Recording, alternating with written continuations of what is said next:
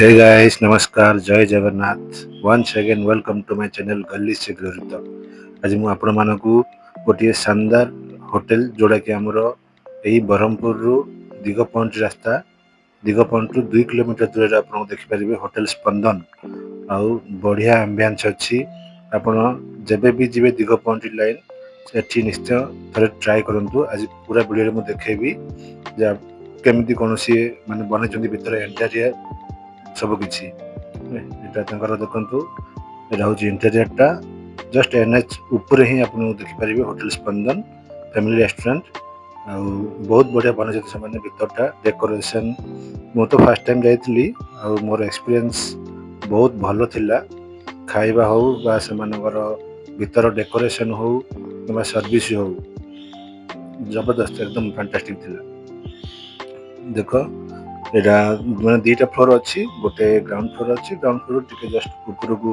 तंगरा गोटे fast floor टा करजंती दीटा प्राय देखिया गले सेम बट ऊपर हम बस्तुल जाई कि से माने तो कहले तो देखो प्रति टेबल रे आपन को माने गला जो वेलकम रे गोटे फील आसे जे नहीं सतरे बहुत भलो अछि माने वेटिंग करिया पे भी बदी पके जंती तो डेकोरेशन मोर तो एकदम माने जबरदस्त पसंद आसिला बाकी सेमानकर बिहेवियर आउ बाकी खाइबा जहाँ भी मु आमे ट्राई कलु बहुत भल लागितला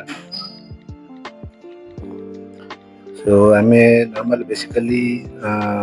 गोटे वेज बिरयानी आउ हमर जे मोर कलीग जाइथिले से भी मटन बिरयानी मगैथिले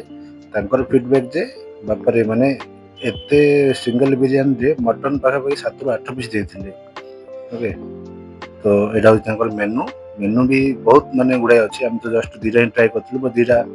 बहुत भल लागितला मो तो सिंगल बिरयानी मगैथिली